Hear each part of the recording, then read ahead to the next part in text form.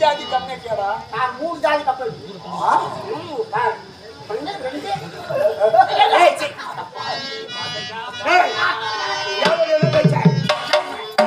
யார் நீங்க எதிர்க்காக வந்திருக்கீங்க?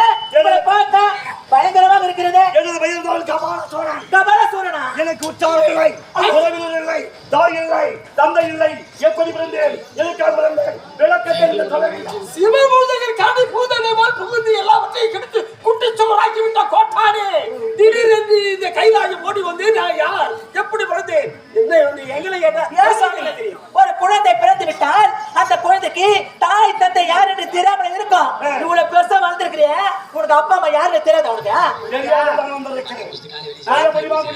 எங்களுக்கு தெரியாது தெரியாது தெரியாது. ஆமா உனக்கு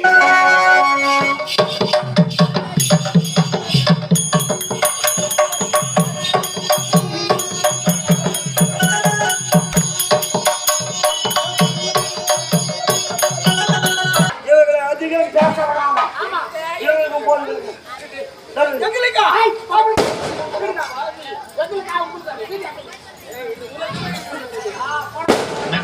மேலக்காரன் அப்படி நிறுத்துங்க ஆசிரியா.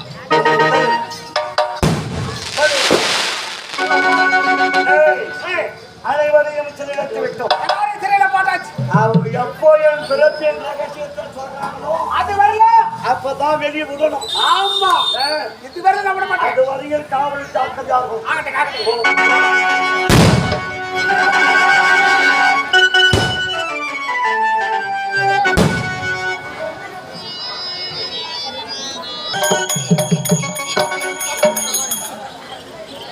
கபாலசூரனை அனுப்பியும் பூங்குத்தி தேவர்களும் இந்த சக்தி தான் வாயால் உரைக்கவில்லை. இப்போது கபாலசூரன் சட்டை கொண்டு வேட்டையாடி பாதாள சிறையில் அடைத்து வைத்திருக்கிறார். அப்படி அடைத்து வைத்திருந்தாலும் இன்னும் இந்த சக்தி தான் உயர்ந்தவர்கள் தங்கள் வாயால் உரைக்கவில்லை. மும்மூர்த்தி தேவர்களும் இந்த சக்தி தான் உயர்ந்தவர்கள் வாயால் உரைக்க வேண்டும் என்றார். தேவர்கள் மூலம் சக்தியை அடக்குகின்றேன். இப்பொழுது முத்து என்று சொல்லக்கூடிய அம்மையை மும்மூர்த்தி தேவர்களுக்கும் தேவியருக்கும்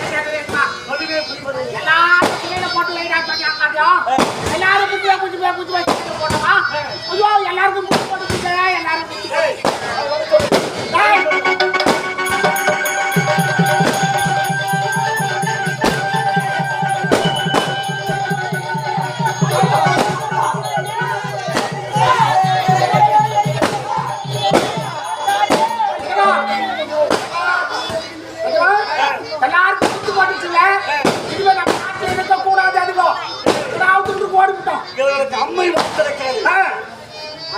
விதமாக இருக்கிறது. ஒருவனுக்கு தட்டம்மை, ஒருவனுக்கு தொம்பலம்மை, முட்டாளம்மை, முத்தம்மை, வைரியம்மை, பூமலம்மை, இப்படி பலவிதமான அம்மைகள் போட்டிருக்கிறது. இவர்கள் சிறையில் இங்கிருந்தால் அந்த அம்மை நம்மையும் தொற்றிக் கொள்ளும். நமக்கும் போட்டிவிடும். அது வியாதி, தொற்று வியாதி. அதனால இவங்க சிறை விட்டு வெளியே அனுப்பி அந்த அம்மை மாறட்டா.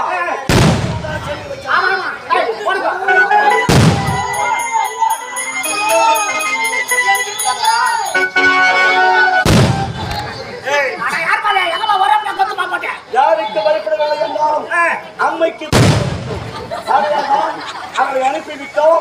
அம்மை மாறட்டும், மீண்டும் ஒரு சிறையில் வைக்கலாம்.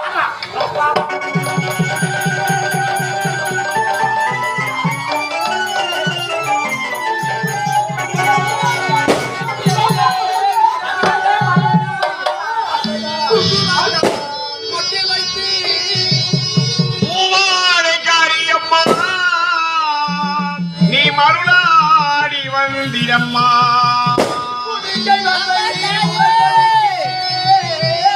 உரிமை மேலம் தான் சித்தாக்கு அதை கட்டி தாயே எழுந்திரம்மா மேல் மலையனூரில் கோவில் கொண்ட எனக்கான ஈஸ்வரியே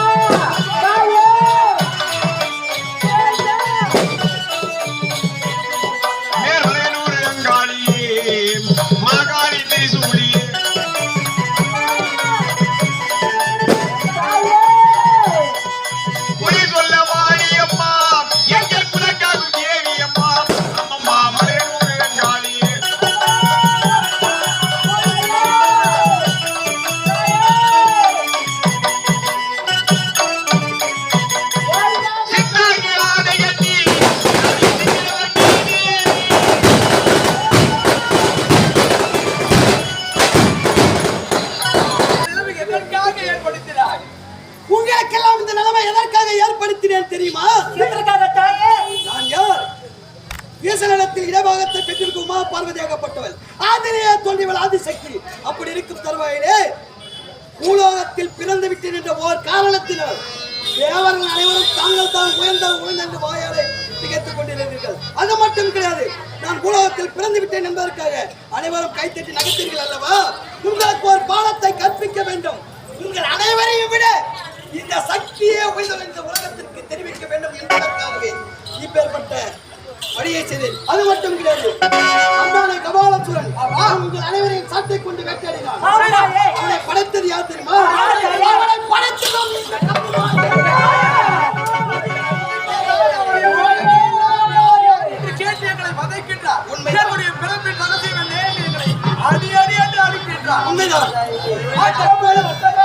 அவன் உன்னை சிறையில் அடைத்து வைத்த பிறகும் என்னை நீங்கள் பிடிக்க மறந்து விட்டீர்கள். அதனால்தான் முத்து என்று சொல்லக்கூடிய அம்மையவாதி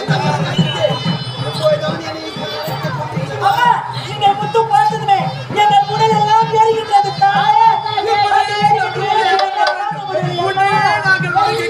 இப்போது சக்தி உயர்வு உணர்கின்றீர்களா? அனைவரும் திருவாயா இந்த சக்தியை உயர்ந்து வாயா உரைகின்றது.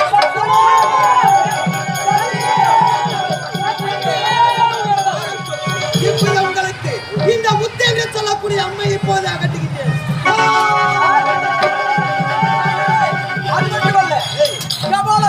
படைத்தாய், அப்படி நீ படைத்ததை நீயே சென்று அழிக்க வேண்டும். அவன் இருந்தால் மீண்டும் வருவார். இந்த தேவலோகத்தையே அதாவது செய்வார். எங்களை எல்லாம் சிறைபிடிப்பார். அதனால் மீண்டும் நீ செல்ல வேண்டும். அந்த கபாலசூரனை கரத்தாலே கொள்ள வேண்டும். நான் படைத்தது ஒரு அரக்கனாக படைத்து விட்டேன். தேவர்களுக்கு எப்போதும் அரக்கனாக பிறந்து விட்டால் தேவர்களுக்கு எப்போதும் ஆபத்து. அதனால் அந்த அரக்கனை அழிக்க வேண்டும். நான் படைத்தவனை நானே சென்று அழிக்கின்றேன்.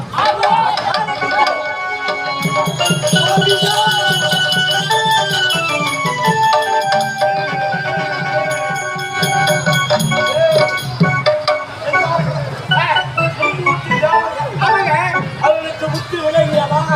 விலகவில்லையா?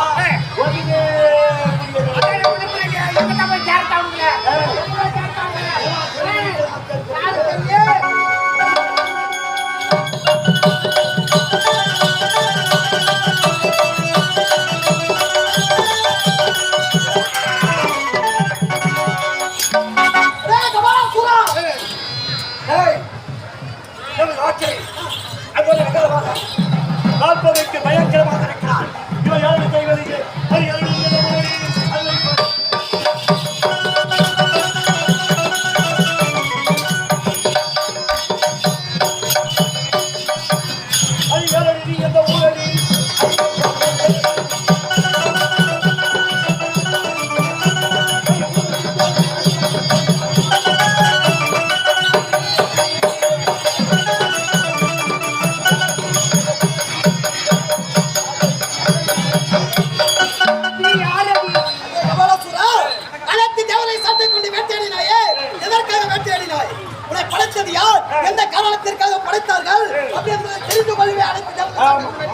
சிறைச்சாலையை அடைத்தார். அவருக்கு முத்து போட்டு அடைத்து வெளியே விட்டிருக்கிறார். ஆனால் உன்னை படைத்தது யார் தெரியுமா? இந்த கருமாரியே.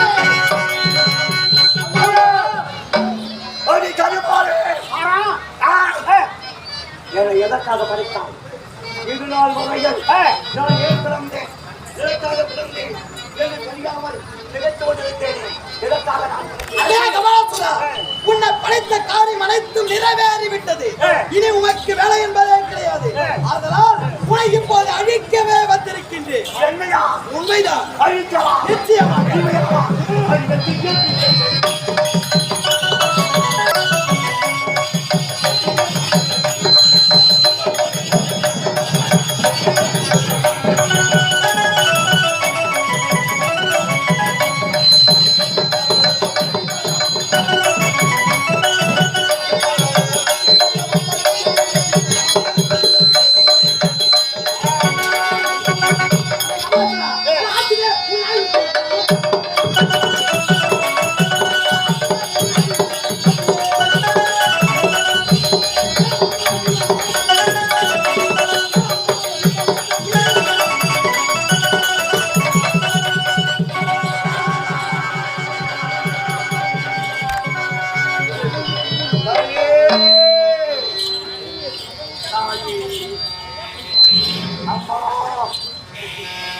தாயே கபாலசுரா, என்னால் படைக்கப்பட்ட இந்த குழந்தை நான் எதற்காக பிறந்தேன் என்ற விளக்கம் தெரியாமல் மும்மூர்த்தி தேவர்களை சிறைபிடித்தேன், மற்றுமுள்ள தேவர்களை சிறைபிடித்தேன், செய்யக்கூடாத தவறுகள் அனைத்தையும் செய்தேன்.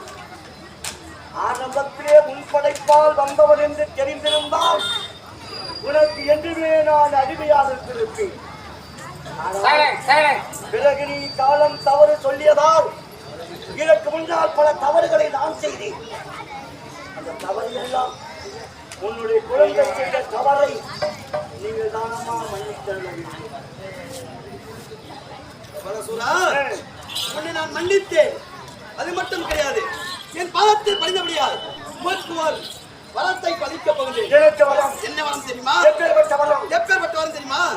மும்மூர்த்தி தேவர்களும் வேம்பு சூழ்ந்த காட்டிலே எமை வந்து வணங்கியதால் அந்த இடத்திற்கு திரி என்றால் 3. மும்மூர்த்தி தேவர்களும் வேம்பு சூழ்ந்த இடத்தில் வந்ததால் அந்த இடத்திற்கு திரிவேற்காடு என்ற ஒரு ஊர் ஒன்று உருவாகும். உண்மைதான், உண்மைதான். திருவேற்காடு என்ற ஒரு நகரம் உருவாகும். அங்கே உன் பெயரை சொல்வதற்கு ஒரு சேத்திரம் உருவாகும். உண்மைதான். அது மட்டும் கிடையாது, அந்த திருவேற்காட்டிலே நான் கருமாரியாக அவதரிப்பேன், வரும் பக்தர்களுக்கு காட்சியளிப்பேன். அதற்கு முன்பதாக கபாலசூரனாக இருந்த நீ இனி முதற்கொண்டு கபால ஈஸ்வரன், கபால ஈஸ்வரன்.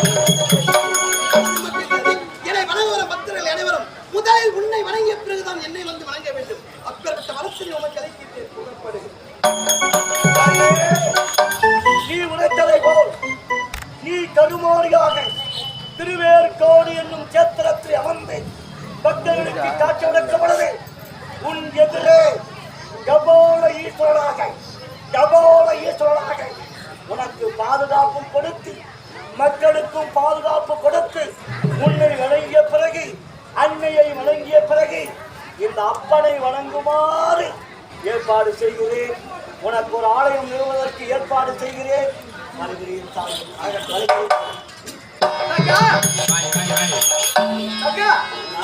அந்த சிவபெருமானின் நினைவானத்தை பெற்றவன் அப்படி பெற்றவன் இப்பொழுது திரு என்று சொல்லக்கூடிய திருமூர்த்திகள் சேர்ந்து அங்கு வெவ்வாறு சேர்ந்து அங்கே திருவேற்காடு என்ற சேஸ்திரம் உருவாகட்டும். அங்கே ஆலயம் அமைத்து வருவாய் என்று பெயர் வைத்து அங்கு வரும் பக்தர்களை அனைவரும் தூண்டி என்றென்றும் நல்ல ஆசி புரிவாய். அப்படியே ஆகட்டும். திருவேற்காடு சேத்திரத்திலே இருக்கின்ற கருமாரியானவள் தங்கள் சேத்திரத்துக்கு வந்திருக்கிறாள்.